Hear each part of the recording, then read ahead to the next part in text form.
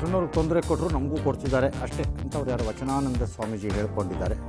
ಆಯಿತು, ನೀವು ಸೆಟ್ಲ್ ಮಾಡ್ಕೊಂಡು ಖ್ಯಾತಿ ಕೀರ್ತಿ ಮಠ ಎಲ್ಲ ಉಳಿಸ್ಕೊಳ್ಳಿ. All right. ಯಾದಗಿರಿನಲ್ಲಿ ಮೃತಪಟ್ಟ ಕುಟುಂಬಸ್ಥರಿಗೆ ಪರಿಹಾರ ಕೊಡಿ ಅಂತ ಮುಖ್ಯಮಂತ್ರಿಗಳಿಗೆ ಶರಣಗೌಡ ಕಂದುಕೂರು ಹೇಳಿದ್ದಾರೆ. ಕಾರಣ ಇಷ್ಟೇ, ಮೈಸೂರು ಜಿಲ್ಲೆಯಲ್ಲಿ ಈಜಾಡಲು ಹೋಗಿದ್ದಕ್ಕೆ 5 ಜನ ಮೃತಪಟ್ಟಾಗ ಅವ್ರಿಗೆ 5 ಲಕ್ಷ ರೂಪಾಯಿ ಕೊಟ್ಟರಲ್ಲ ಪರಿಹಾರನ, 5 ಲಕ್ಷ ಏನೋ. ಅದೇ ಯಾದಗಿರಿನಲ್ಲಿ ಹಾಗೆ ಮುಳುಗಿದ್ರೆ ಅವ್ರಿಗೆ ಯಾಕೆ ಕೊಟ್ಟಿಲ್ಲ ಅಂತ ಕರೆಕ್ಟ್ ಅವ್ರು ಕೇಳಿದರು. ಮುಖ್ಯಮಂತ್ರಿಗಳು ಭಾಳ ಗೌರವದಿಂದ ಅದನ್ನು ರಿಲೀಸ್ ಮಾಡೋದು ಅವರ ಒಳ್ಳೆತನ ತೋರಿಸುತ್ತೆ. ಇಲ್ದಿದ್ದರೆ ಪಕ್ಷಪಾತಿ ಆಗ್ತೀರಿ, ಜೀವಗಳನ್ನು ತಾರತಮ್ಯದಲ್ಲಿ ನೋಡ್ದಂಗೆ ಆಗುತ್ತೆ. ಅವ್ರು ಬೇಕಾದ್ರೆ ಕೋರ್ಟ್ಗೆ ಹೋಗಿ ಆರ್ಡ್ರ್ ತೊಗೋಬೋದು.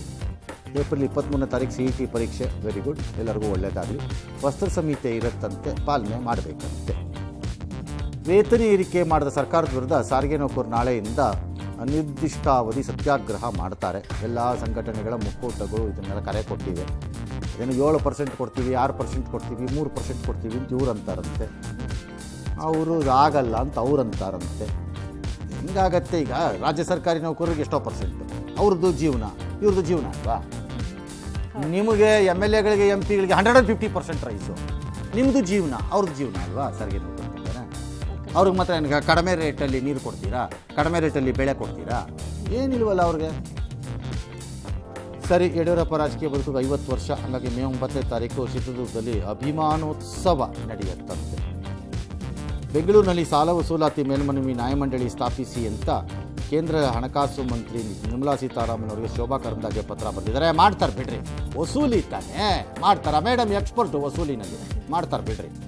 ಉನ್ನತ ನ್ಯಾಯಾಲಯವು ಕೆಳಹಂತದ ನ್ಯಾಯಾಲಯ ತೀರ್ಪುಗೊಳಿಸಿದರೆ ಕೆಳಹಂತದ ನ್ಯಾಯಾಲಯದ ನ್ಯಾಯಾಧೀಶರು ನಿರ್ಧಾರ ತೆಗೆದುಕೊಳ್ಳಲು ಅನರ್ಹರು ಎಂದು ಹೇಳುವ ಹಕ್ಕು ಯಾವುದೇ ಪ್ರತಿವಾದಿಗಿಲ್ಲ ಅಂತ ದೆಹಲಿ ಹೈಕೋರ್ಟ್ ಹೇಳಿ. ನಾಳೆ ಪ್ರಧಾನಮಂತ್ರಿ ಮೋದಿಯವರು ಉದ್ಘಾಟಿಸಬೇಕಾಗಿತ್ತು ರಾಜಸ್ಥಾನದಲ್ಲಿ ಒಂದು ರಿಫೈನರಿ, ತೈಲ ಸಂಸ್ಕರಣಾ ಕೇಂದ್ರ. ಅದಕ್ಕೆ ಒಂದು ಭಾಗದಲ್ಲೆಲ್ಲ ಬೆಂಕಿ ಬಿದ್ದುಬಿಟ್ಟಿದೆ.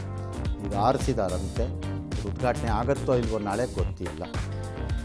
ಉತ್ತರ ಕನ್ನಡ ಜಿಲ್ಲೆಯ ಮುಂಡಗೋಡು ತಾಲೂಕಿನ ಮಳಗಿ ಗ್ರಾಮ ಪಂಚಾಯತ್ ವ್ಯಾಪ್ತಿಯ ಹಳ್ಳಿಕೊಪ್ಪ ಕೆರೆಯಲ್ಲಿ ಸಾಂಪ್ರದಾಯಿಕವಾಗಿ ಅದನ್ನು ಕೆರೆ ಬೇಟೆ ಅಂಥದ್ದು ನಡೀತಂತೆ.